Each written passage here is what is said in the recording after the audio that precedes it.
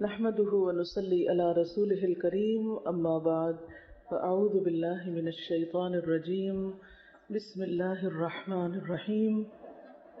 ہماری آج کی آیات سورۃ حامیم السجدہ سے آیت نمبر 30 سے لے کر آیت نمبر 36 تک، جن پر ہم غور و فکر کریں گے اور ان آیات کی روشنی میں اپنے عمل، اپنے معاملات اور اپنے طرز زندگی کا جائزہ لیں گے۔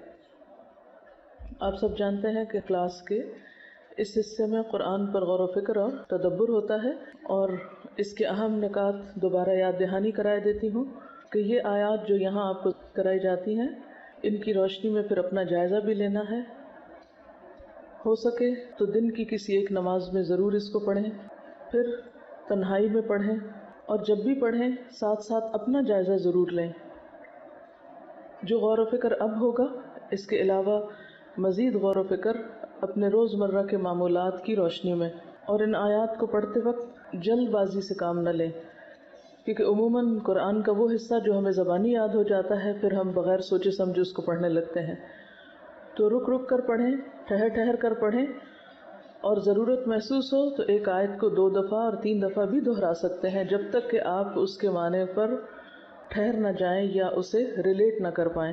ان الذين قالوا ربنا الله ثم استقاموا تتنزل عليهم الملائكة الا تخافوا ولا تحزنوا وابشروا بالجنة التي كنتم توعدون۔ بے شک وہ لوگ جنہوں نے کہا کہ اللہ ہمارا رب ہے۔ سوال یہ پیدا ہوتا ہے کہ کیا ہم ان لوگوں میں شامل ہیں جو ایسا کہتے ہیں؟ کیا ہمارا قول بھی یہی ہے؟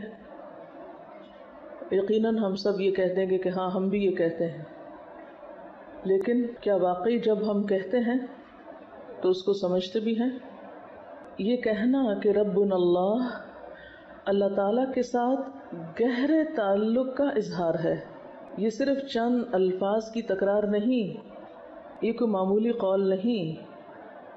جو شخص یہ کہتا ہے کہ ربنا اللہ، اللہ ہمارا رب ہے، پھر اس کے سارے معاملات رب کی مرضی کے مطابق ہوتے ہیں، پھر اس کا اپنے رب کے ساتھ شدید گہرا تعلق ہوتا ہے۔ وہ اپنی خوشی میں، اپنے غم میں، اپنے دکھ میں، اپنی پریشانی میں رب ہی کی طرف لوٹتا ہے، کیونکہ ربنا اللہ ہے۔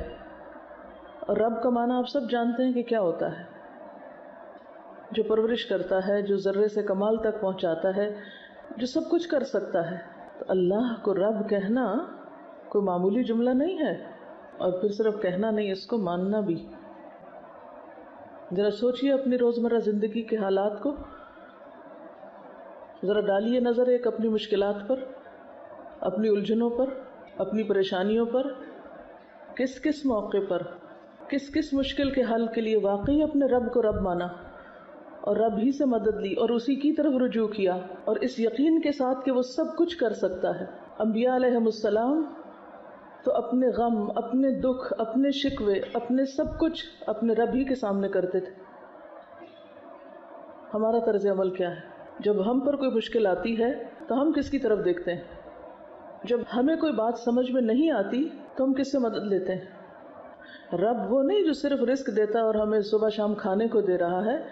رب تو انسان کی صرف جسمانی نہیں، اس کی روحانی، اس کی جذباتی، اس کی ساری کی ساری مشکلات میں اس کو رزق فراہم کرتا ہے۔ یعنی رب صرف کھانے پینے کا رازق نہیں ہے، رب تو انسان کو انتہائی دکھ، تکلیف اور پریشانی کے موقع پر وہ روحانی غذا دیتا ہے جو مانگنے والوں کو ملتی ہے اور جو تعلق رکھنے والوں کو ملتی ہے۔ اور واقعی جو یہ کہتے ہیں کہ اللہ ہمارا رب ہے، ثم استقاموا، انہیں استقامت نصیب ہوتی ہے۔ جب یہ استقامت نصیب ہوتی ہے تو اگلا انعام ملتا ہے، تتنزل علیہم الملائکہ، پھر ان کے دوست فرشتے بنتے ہیں۔ وہ ساری دنیا میں تنہا ہو کے تنہا نہیں ہوتے، وہ کسی بھی مشکل وقت میں نہیں گھبراتے۔ یہ صرف زبانی لپ سروس کرنے والوں کے اوپر نہیں اترتے کہ جو محض منہ سے بول دیں کہ ربنا اللہ، اور اس کے بعد استقامت نام کی چیز نہ ان میں، اور پھر وہ توقع رکھ بیٹھے کہ ہمارے لیے فرشتے اترے، ہمیں فرشتوں کی تائید اور فرشتوں کی مدد حاصل ہو۔ جن کے اندر استقامت نہیں، جنہوں نے سوچ سمجھ کے نہیں بولا یہ ربنا اللہ، ان کے لیے یہ سب کچھ اگلا نہیں۔ پھر ثم استقاموا، استقامت، جم جانا، دنیا ادھر سے ادھر ہو جائے لیکن اپنے نظریے اور اپنی سوچ میں جو اللہ کے ساتھ تعلق ہے اس میں، اللہ کی عبادت میں، اللہ کے دین کی خدمت میں، اپنے مشن میں ایک بال برابر بھی لرزش نہ آنا. کسی بھی امتحان کے موقع پر، کسی بھی مشکل کے موقع پر جمے رہنا. ایسے لوگوں کو پھر تتنزل علیہم الملائکہ، ان کے پاس فرشتے واقعی آتے ہیں. پھر واقعی ان کی یہ کیفیت ہوتی ہے کہ اللہ تخافوا ولا تحزنوا. کس بات کا خوف، کس بات کا غم؟ وہ ہے حقیقی معنوں میں خوف اور غم سے اوپر اٹھنے والے. پھر بڑے سے بڑا حادثہ، بڑے سے بڑا نقصان، بڑی سے بڑی پریشانی ان کے اندر نہ کوئی خوف پیدا کرتی اور نہ غم، کیونکہ جو ہی کو خوف کی لہر آتی ہے فوراً اپنے رب کی طرف رجوع کرتے ہیں. کوئی غم کی بات سنائی دیتی ہے فوراً اپنے رب کی طرف رجوع کرتے ہیں. ان کو وہاں سے ایسی روحانی غذا ملتی ہے کہ پھر کسی اور چیز کی ضرورت بھی نہیں رہتی. وَأَبْشِرُوا بِالْجَنَّةِ الَّتِي كُنْتُمْ تُوعَدُونَ. اور ہر حال میں استقامت اختیار کرنے والوں کے لیے ہی پھر کیا ہے؟ جنت کی خوشخبری ہے کہ دنیا میں جو بھی تکلیف آئے گی، اگر کانٹا بھی چبھے گا، کوئی بھی ناگوار صورت پیش آئے گی، کوئی بھی خواہش کے خلاف، کوئی بھی مرضی کے خلاف، تو کیا ہوگا؟ سب صلہ آخرت میں محفوظ ہے. جب رب نے ساری راحتیں وہاں رکھ دی اور بتا دیا کہ رستہ بڑا مشکل ہے، کٹھن ہے، تکلیف دہ ہے. حفت الجنت بالمکارہ، جنت تو گھیر ہی ناپسندیدہ چیزوں سے دی گئی ہے. یہ ہو نہیں سکتا کہ کوئی جنت کے رستے کا مسافر ہو اور اس کے رستے میں پھر ناپسندیدہ چیزیں نہ آئیں، اس کی مرضی کے خلاف چیزیں نہ آئیں، اس کی پسند کے خلاف باتیں نہ ہوں. لازم ہے یہی رستہ، جنت کا رستہ، اس کے بعد کچھ نہیں. کوئی دوسرا رستہ ہے ہی نہیں جنت میں جانے کا. لیکن ہم کیا چاہتے ہیں؟ ہم جنت میں بھی پہنچیں اور اس رستے میں ہمیں کسی بھی ناگوار اور مرضی کے خلاف کسی صورتحال کا کوئی سامنا نہ کرنا پڑے. اور یہ امر محال ہے، ممکن ہی نہیں. احسب الناس ان يتركوا ان يقولوا آمنا وهم لا يفتنون. ایسے ہی چھوڑ دیے جائیں گے؟ جنت مفت میں نہیں ملا کرتی. جنت کی خوشخبری ملتی ہی ان لوگوں کو ہے جو اللہ کو رب مان کر اس رستے پر استقامت اختیار کرتے ہیں. لا یخافون لومۃ لائم. پھر انہیں نہ لوگوں کی باتوں کی پرواہ ہوتی ہے، نہ کسی اور چیز کا خوف ہوتا ہے. تبھی جا کر وہ جم جاتے ہیں. ایسے ہی لوگوں کو فرشتے کہتے ہیں نحن اولیاؤکم فی الحیات الدنیا وفی الآخرہ. ہم تمہارے دوست ہیں دنیا میں بھی اور آخرت میں بھی، دونوں جگہ. اور یہ چونکہ قرآن کے الفاظ ہیں اس لیے ان میں کوئی شک تو کیا ہی نہیں جا سکتا. لیکن سوچنے کی بات ہے کہ کیا ہمیں بھی کبھی فرشتوں نے وسپر کیا کہ نحن اولیاؤکم، ہم دوست ہیں، اگر سب چھوڑ بھی جائیں تمہیں تو کیا ہوا، ہم دوست ہیں تمہارے، تم کیوں غم کھاتے ہو؟ ہمیں ایسی وسپرنگز کیوں نہیں ہوتی؟ ہم مشکل اور تکلیف کے وقت میں یہ آوازیں کیوں نہیں سن پاتے؟ اس لیے کہ ہم نے رب اللہ صحیح معنی میں کہا ہی نہیں، ہمارے اندر صحیح استقامت آئی ہی نہیں، ہم نے خوف اور غم میں رب کو پکارا ہی نہیں، رب سے مدد لی ہی نہیں. ہم دوسروں کی طرف دیکھتے ہیں، دوسروں کے سہارے پہ جیتے ہیں. تو جو انسانوں کے سہارے پہ جیے گا وہ یقیناً مایوس ہوگا، کیونکہ ہر انسان کمزور ہے. تو نحن اولیاؤکم فی الحیات الدنیا وفی الآخرہ. اور آخرت میں بھی فرشتوں کا ساتھ انہی کو نصیب ہوگا جنہیں دنیا میں ہوتا ہے. اصل میں آخرت ہے کیا چیز؟ اب دیکھیے کہ آخرت ہمارا ایک دوسرا گھر ہے. آج ہم یہاں ہیں، کل ہمیں وہاں منتقل ہونا ہے. لازمی طور پر ہم سب کی ٹرانسفر ہونے والی ہے، کسی نے بھی یہاں نہیں رہنا، مانی ہوئی بات ہے. اور ٹرانسفر کا ایک مخصوص طریقہ ہے کہ ہمارا جسم ختم ہو جاتا ہے لیکن ہماری روح اور ہمارے احساسات اور ہمارے جذبات وہ نہیں مرتے. وہ جیسے دنیا میں ہوتے ہیں ویسے ہی مرنے کے بعد ہوتے ہیں اور ویسے ہی قیامت کے دن اٹھیں گے ہمارے ساتھ. اگر ہم یہاں نفس مطمئنہ ہے، قلب مطمئن ہے، یہاں استقامت ہے، یہاں خوف اور غم سے اٹھے ہوئے اوپر، اور یہاں ہمیں اللہ تعالیٰ کی مدد پہ بھروسہ ہے اور اللہ کی تائید اور فرشتوں کی دوستی پر، تو یہ سارا سیناریو وہاں بھی ایسا ہی ہوگا. جیسے حدیث میں تھا نا، جیسے مرو گے ویسے ہی اٹھائے جاؤ گے. جو لبیک پکارتا وہ مرے گا، وہ لبیک پکارتا وہ اٹھے گا. جس مجلس میں، جس محفل میں، جن باتوں میں، جن دوستوں میں، توفنا مع الابرار، جن لوگوں میں، جن سوچوں میں، جن احساسات میں، جن محبتوں میں، جن چیزوں میں مرو گے بعین ہی انہی کے ساتھ اٹھو گے، وہ نہیں مریں گے. اگر مرتے وقت اللہ کی محبت نصیب ہے، اطمینان قلب نصیب ہے، تو پھر قبر میں بھی اطمینان نصیب ہوگا، وہاں بھی کوئی خوف نہیں ہوگا، کوئی غم نہیں ہوگا، وہ فرشتے دوست ہیں، وہ آ جائیں گے۔ قیامت کے دن اٹھیں گے تو وہاں بھی یہی ہوگا، کوئی گھبراہٹ نہیں، کوئی فکر نہیں، کوئی پریشانی نہیں، فوراً آ پہنچیں گے دوست، فوراً اپنی تحویل میں لے لیں گے، فوراً رستہ دکھائیں گے، ہر مرحلے پر ساتھ دیں گے، کیونکہ ایسے لوگوں نے مادی سہاروں سے اوپر اٹھ کے کسی اور کو سہارا مانا ہے، اور پورے یقین کے ساتھ نحن اولیاؤکم فی الحیات الدنیا، دنیا میں بھی ساتھ ہیں تمہارے، وفی الآخرہ، اور آخرت میں۔ اگر آج دنیا میں ہمیں محسوس نہیں ہوتا نا، تو آخرت میں اچانک کہیں سے نہیں آ جائیں گے یہ۔ ان کیفیات کو یہیں لانے کی ضرورت ہے، اور یہ کیفیات پیدا اس وقت ہوتی ہے جب انسان سچے دل سے رب کو رب مانتا ہے، اور جب انسان استقامت اختیار کرتا ہے، چاہے مرضی کے مطابق حالات ہو یا خلاف ہو۔ جب واقعی انسان اللہ کو تھام لیتا ہے، فقد استمسک بالعروۃ الوثقی لا انفصام لها، لیکن ہم نے اپنے رب کو تھاما ہی نہیں، اس کی طاقت کو جانا ہی نہیں، اس پہ پورا یقین کیا ہی نہیں، اس لیے ہماری یہ کیفیات ہوتی ہیں، اس لیے ہم گرتے پڑتے رہتے ہیں، اس لیے کبھی اس کا ہاتھ پکڑتے ہیں، کبھی اس کا سہارا لیتے ہیں، کبھی اس کا لیتے ہیں۔ جب تک ہم یہ شرک چھوڑیں گے نہیں، میں اسے ایک طرح کے شرک کہوں گی، کہ جو امیدیں ہمیں اپنے رب سے ہونی چاہیے وہ ہمیں انسانوں سے ہیں، جو محبت اپنے رب سے ہونی چاہیے وہ انسانوں کو دے رکھی ہے ہم نے، جو عظمت اور جو مقام اور جو بلندی رب کا ہمارے نگاہ میں ہونا چاہیے وہ ہم نے اور دوسری مادی دنیا کی چیزوں کو دے رکھا ہے۔ پھر جب ہم نے سہارا غیر اللہ کو بنا رکھا ہے تو مدد وہاں سے کہاں سے آئے گی؟ ہمارے کہنے اور کرنے اور معاملے میں بہت فرق ہے، ہم کہتے وہی کچھ ہے جو یہاں لکھا ہوا ہے لیکن کرتے نہیں ہیں۔ ہمارے روزمرہ کے معمولات اور ہماری جو روٹین ہے اس میں یہ کہیں نہیں جھلکتا، تو کہنا بھی جھوٹا پڑ جاتا ہے۔ اور جنت ہی وہ جگہ ہے وَلَكُمْ فِيهَا مَا تَشْتَهِي أَنفُسُكُمْ، کہ جہاں انسان کی خواہشات پوری ہو سکتی ہیں۔ ہم نے دنیا کو مرکز بنا لیا خواہشات کی تکمیل کا، اور اسی کے پیچھے پھر مرتے ہیں۔ اللہ تعالیٰ نے اپنے چنے ہوئے پیغمبروں کو نصیحت کی تھی ایک، حضرت داؤد علیہ السلام کے بارے میں قرآن پاک میں آتا ہے، اللہ تعالیٰ فرماتے ہیں یا داؤد انا جعلناک خلیفۃ فی الارض فاحکم بین الناس بالحق ولا تتبع الهوى فيضلك عن سبيل الله ان الذين يضلون عن سبيل الله لهم عذاب شديد بما نسوا يوم الحساب۔ اے داؤد، نام لے کے، کسی کا پرسنل نیم لے کے اسے خطاب کرنا، اور وہ خطاب بھی اللہ تعالیٰ کی طرف سے آنا، اگرچہ میسج ان کے لیے لیکن سبق ہمارے لیے ہے۔ یا داؤد انا جعلناک خلیفۃ فی الارض، ہم نے تمہیں زمین میں خلیفہ بنایا۔ داؤد علیہ السلام کو اللہ تعالیٰ نے بادشاہت دی، ایک بڑا مقام دیا تھا۔ ہر شخص اپنی اپنی خلافت میں اپنی اپنی ذمہ داریوں میں ایک نہ ایک مقام رکھتا ہے۔ کلکم راع وکلکم مسئول عن رعیتہ، جس شخص پر جہاں جو کی بھی ذمہ داری ہے وہ وہیں پر ایک طرح سے خلیفہ ہے۔ ہر انسان خلیفہ ہے زمین میں، کسی کا مقام بڑا ہے اور کسی کا چھوٹا ہے، لیکن معاملہ کسی نہ کسی طرح ملتا جلتا ہی ہے۔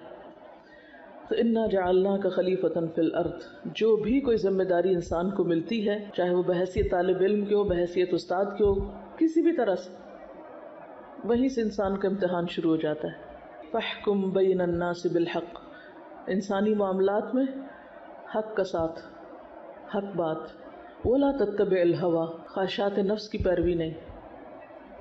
داؤد علیہ السلام پیغمبر بھی ہیں، بادشاہ بھی ہیں، ایسے دو مقام بہت کم لوگوں کو ملے ہیں۔ ان کو کہا جا رہا ہے ولا تتبع الہویٰ، خواہش نفس کی پیروی نہ کرنا۔ کیوں؟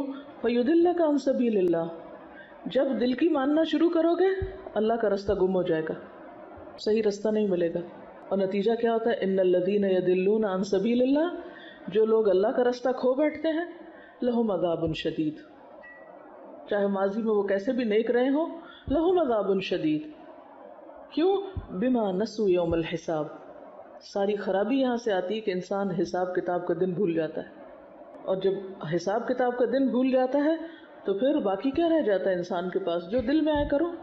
تو خواہشات نفس کی تکمیل یہاں نہیں وہاں ہی ہو سکتی۔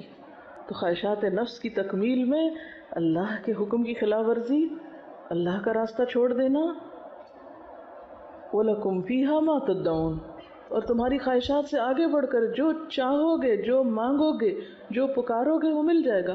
اب آپ کمپیئر کر لیں، یہ دنیا کی زندگی کتنے دن کی، کتنے سال جئیں گے؟ اگر ہمیں کسی معاملے میں کچھ کمی لگ بھی گئی، کچھ کمی ہو بھی گئی ہمارے ساتھ، ہمیں وہ سب نہیں ملا جو ہم چاہتے ہیں، جو ہماری خواہشات ہے، جو ہماری مرضی ہے، تو بھی کتنے دن یہاں رہنا ہے؟ جب ہم دنیا کو جنت بنانے کے پیچھے لگ جاتے ہیں، اور دنیا کو جنت بنانے کا مطلب کیا ہے؟ خواہشات نفس کی پیروی، کہ ہر وہ چیز ہو جو ہمارا دل چاہتا ہے، ہمیں ہر وہ چیز مل جائے جس کی ہم طلب کرتے ہیں۔ وَلَكُمْ فِيهَا مَا تَدَّعُونَ، یہ تو صرف آخرت میں ہو سکتا ہے، صرف جنت میں ہو سکتا ہے، ہم اسے دنیا میں کرنا چاہتے ہیں۔ جب وہ نہیں ہو پاتا پھر فرسٹریشن کا شکار ہوتے ہیں، اور یہیں سے پھر استقامت میں خلل آتا ہے، یہیں سے پھر رب پر بھروسہ ختم ہوتا ہے، یہیں سے پھر انسان خوف اور غم سے نجات نہیں پا سکتا۔ تو سب سے بڑھ کر نزلا من غفور الرحیم، اللہ کو رب کہنے والوں کے لیے غفور الرحیم کی طرف سے ایک خاص میزبانی، وہ رحمان کے مہمان ہوں گے۔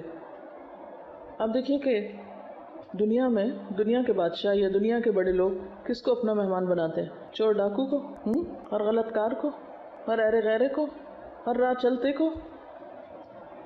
اگر دنیا میں کسی بڑی شخصیت کا مہمان بننے کے لیے کچھ کوالٹیز چاہیے، تو اللہ کا مہمان بننے کے لیے کچھ بھی نہیں چاہیے، جتنی چاہو اس کی نافرمانی کرو اور پھر کل جا کے اس کے مہمان بن جاؤ۔ یہ کیسے ممکن ہے؟ وہ اپنے چنے ہوئے لوگوں کو جو اس کی مرضی کے مطابق زندگی بسر کرتے ہیں، ان کو اپنا مہمان بنائے گا، ان کی میزبانی کرے گا۔ اور اس کے لیے نسخہ کیا ہے؟ وَمَنْ أَحْسَنُ قَوْلًا مِّمَّنْ دَعَا إِلَى اللَّهِ، بہترین طریقہ اللہ کی طرف لوگوں کو بلانا، لوگوں کو اللہ سے جوڑنا، اور یہ ہر انسان کی ضرورت ہے۔ یہ کون کر سکتا ہے؟ وہی کر سکتا ہے جس نے کہا ہو ربنا اللہ، جس نے خود رب کو پا لیا، جو خود رب کو پہچان چکا ہو۔ جس نے خود اس کو نہیں پہچانا وہ دوسروں کو کیا پہچان کرائے گا؟ یہ کام کوئی ٹیکنیکل قسم کا کام نہیں ہے، کوئی مشینی عمل نہیں ہے، یہ کام وہی کر سکتا ہے جس نے خود کر رکھا ہو اپنی ذات میں، جس نے خود کو اپنے رب سے جوڑ رکھا ہو، وہی اس بہترین کام کے قابل ہے۔ اور جو خود ڈگمگایا ہوا ہو، جس کے اپنے اندر استقامت نہ ہو، اور جو خود غیر اللہ کی محبت کا شکار ہو، وہ کس طرح رب سے جوڑ سکتا ہے کسی کو؟ وَمَنْ أَحْسَنُ قَوْلًا مِّمَّنْ دَعَا إِلَى اللَّهِ وَعَمِلَ صَالِحًا، اور پھر جس کا عمل صالح ہو۔ وَقَالَ إِنَّنِي مِنَ الْمُسْلِمِينَ، اور جو برملا کہتا ہو کہ میں مسلمان ہوں، اسے اپنے مسلمان ہونے پر کوئی شرمندگی نہ ہو، اسے اپنے اسلام سے کوئی خوف نہ ہو، کوئی ندامت نہ ہو۔ اور یہ بھی صرف قول نہیں ہے، وَقَالَ إِنَّنِي مِنَ الْمُسْلِمِينَ، یہ صرف ایک ڈیکلریشن نہیں ہے، بلکہ وہ عمل سے ثابت کرتا ہو کہ میں ایک مسلمان ہوں، میں اپنے رب کے سامنے سرنڈر کرتا ہوں، میں ہر حال میں اپنے رب ہی کا تابع دار ہوں، اسی کا وفادار ہوں۔ سب سے زیادہ کرم اور مہربانی تو اس کی ہے مجھ پر، لہٰذا میں بھی سب سے زیادہ اسی کے آگے سر جھکانے والا ہوں۔ اور پھر انسانوں کے ساتھ معاملات میں وَلَا تَسْتَوِي الْحَسَنَةُ وَلَا السَّيِّئَةُ، دونوں طرح کے رویے سامنے آئیں گے، اچھائی بھی آئے گی، برائی بھی آئے گی۔ عام طور پر ہمارا طریقہ کیا ہوتا ہے؟ جو ہم سے اچھا کرے ہم بھی اس کے ساتھ اچھا کرتے ہیں، جو ہمارے ساتھ اچھا نہ کرے ہم اس کے ساتھ برا کرتے ہیں۔ یہ قرآن کہتا ہے کہ وَلَا تَسْتَوِي الْحَسَنَةُ وَلَا السَّيِّئَةُ، حسنہ اور سیئہ، اچھائی اور برائی برابر نہیں ہوا کرتی۔ اچھا وہ ہے جو اچھائی کے جواب میں اچھائی کرے لیکن برائی کے جواب میں بھی اچھائی کرنے کا حوصلہ رکھتا ہو، جو برائی کے بدلے بھی اچھائی کر سکتا ہو۔ تو اس بہترین کام کے قابل پھر کون ہے؟ ادفع باللتی ہی احسن، جو لوگوں کی طرف سے آئی ہوئی برائیوں اور خرابیوں کے جواب میں ایک اچھے رویے کو اختیار کر سکتا ہو، جو برائی کو بھلائی سے، تکلیف دہ رویے کو ایک اچھے اخلاق اور اچھے رویے کے ساتھ رفع دفع کر سکتا ہو۔ ہم اپنا جائزہ لیں کہ ہم کیا کرتے ہیں، جو ہمارے ساتھ اچھا نہ کرے ہم اس کے ساتھ کتنے اچھے ہوتے ہیں۔ اور اس طریقے پر عمل کرنے سے فَإِذَا الَّذِي بَيْنَكَ وَبَيْنَهُ عَدَاوَةٌ كَأَنَّهُ وَلِيٌّ حَمِيمٌ، دشمن بھی دوست بن جائیں گے۔ آج تک اپنا حساب لیجئے، آج تک ہم نے کتنے دشمنوں کو دوست بنایا ہے؟ ہمارے کتنے دشمن آج تک ہمارے دوست بنے؟ اپنے خاندانی زندگی میں دیکھ لیجئے، اپنے رشتہ داروں میں دیکھ لیجئے، پوری لسٹ اپنے سامنے رکھیے، جن جن کے ساتھ بھی آپ کا معاملہ اور تعلق ہے ان سب میں دیکھ لیجئے کہ آپ کے کتنے مخالفین آپ کے وفادار ہوئے۔ نبی صلی اللہ علیہ وسلم کا طریقہ تو یہی ہے، آپ نے اپنے دشمنوں کو دوست بنایا تھا، اس سے اسلام پھیلا تھا۔ ہم دوستوں کو بھی دشمن بنا لیتے ہیں، ہم اپنوں کو بھی دور بھگا دیتے ہیں، بالکل ٹوٹلی اس کے برعکس عمل ہے ہمارا۔ دین کیسے پھیلے گا؟ وَمَنْ أَحْسَنُ قَوْلًا کا کام کیسے ہو سکتا ہے؟ اور فرمایا کہ جو دشمنی رکھنے والا ہے اس کا رویہ کیا ہوگا؟ کأنہ ولی حمیم، وہ دلی دوست بن جائے گا۔ ہم میں سے ہر شخص اپنے دائیں بائیں آگے پیچھے جتنے بھی لوگوں سے اس کے تعلقات ہیں ان سب تعلقات کو پرکھے۔ آپ چاہیں تو لکھ لیں، چاہیں تو دماغ میں لا کر ایک ذہن میں لائیں اور سوچیں کہ کتنے لوگوں کو اب تک میں اپنا دوست بنا چکی ہوں، اور کون سے لوگ ایسے ہیں جو دوست تھے اور چھوٹ گئے مجھ سے، اور کیوں ایسا ہوا۔ عام طور پر ہم غلطی سامنے والے میں دیکھتے ہیں، اپنی غلطی بھول جاتے ہیں، اور جو جتنا دوسروں میں غلطیاں تلاش کرتا ہے اتنا ہی اپنے سے غافل ہوتا ہے۔ اس کو اپنے اندر کی غلطیاں اور خطائیں پھر نظر آ ہی نہیں سکتی، آتی ہی نہیں، اس کو دکھائی نہیں دیتی، کیونکہ وہ کسی اور چیز کی طرف توجہ کیے ہوئے ہے۔ اور کبھی بھی انسانی تعلقات اچھے نہیں ہو سکتے، آپ کے انسانوں کے ساتھ تعلقات اچھے ہو نہیں سکتے جب تک کہ آپ غلطی اپنے اندر دیکھنے کے عادی نہ بنے کہ میرا قصور کہاں ہے، میری کمی کہاں ہے، میری خطا کہاں ہے، میری بھول کہاں ہے۔ جب تک آپ کی نگاہ خود پر نہ پڑے کوئی بھی تعلقات اور معاملات درست نہیں ہو سکتے۔ یہ ہے اصل ٹیسٹ، ادفع باللتی ہی احسن فاذا الذی بینک وبینہ عداوۃ۔ یہ ہے اصل چیلنج، عداوت والوں کے ساتھ یا عداوت کو کس میں بدلنا ہے؟ کأنہ ولی حمیم، صرف اچھے تعلقات میں بھی نہیں، ولی حمیم بننا ہے، ولی حمیم بنانا ہے، دلی دوست، گہرا دوست۔ وما یلقاها الا الذین صبروا، ان سب چیزوں کے لیے ایک نسخہ ہے اور وہ ہے صبر۔ جو صبر نہیں کر سکتا وہ اس میں سے کوئی خیر بھی نہیں پا سکتا۔ وما یلقاها الا ذو حظ عظیم، اور یہ صفت اور یہ کوالٹی اور یہ بھلائی نہیں ملتی مگر انہی کو جن کی بہت بڑی قسمت ہو۔ عام طور پر ہم قسمت کے لیے اللہ تعالیٰ کو مورد الزام ٹھہراتے ہیں، لیکن یہاں سے کیا پتہ چلتا ہے کہ آپ کی قسمت آپ کے اپنے ہاتھ میں ہے۔ آپ کیا پروو کرتے ہیں، آپ کیا ڈیزرو کرتے ہیں، آپ کس چیز کے اہل ثابت کرتے ہیں خود کو، کس چیز کے حقدار ہیں۔ وما یلقاها الا ذو حظ عظیم، یہ ذو حظ عظیم وہی شخص ہوتا ہے جس کے اندر صبر ہی صبر بھرا ہوا ہو، جو برائی کے جواب میں بھلائی کرنا جانتا ہو، جو دوسروں کی غلطیوں کو معاف کرنا جانتا ہو۔ والکاظمین الغیظ والعافین عن الناس واللہ یحب المحسنین، جو صرف غصے کو پی جانے والے ہی نہ ہوں بلکہ معاف بھی کرنا جانتے ہوں اور معاف کر کے احسان کے درجے پر ہوں۔ ہمارا طرز عمل کیا ہے؟ ہم میں سے ہر شخص کو خود کو پرکھنے کی ضرورت ہے، اور اس میں سب سے بڑی رکاوٹ شیطان کے وسوسے۔ وَإِمَّا يَنزَغَنَّكَ مِنَ الشَّيْطَانِ نَزْغٌ فَاسْتَعِذْ بِاللَّهِ، ابتدا جہاں سے ہوئی انتہا بھی وہیں ہوئی۔ علاج کیا ہے ان وسوسوں کا؟ فَاسْتَعِذْ بِاللَّهِ، اللہ سے مضبوط تعلق۔ اور پھر مایوسی نہیں، تم یہ دیکھو کہ تمہاری دعاؤں میں کتنا خلوص ہے، تمہاری دعاؤں میں کتنی تڑپ ہے، اس میں یقین کتنا ہے، بھروسہ کتنا ہے، اعتماد کتنا ہے، تم نے رب کو رب مانا کتنا ہے۔ سبحانک اللہم و بحمدک، نشہد ان لا الہ الا انت، نستغفرک و نتوب الیک۔ والسلام علیکم و رحمۃ اللہ وبرکاتہ۔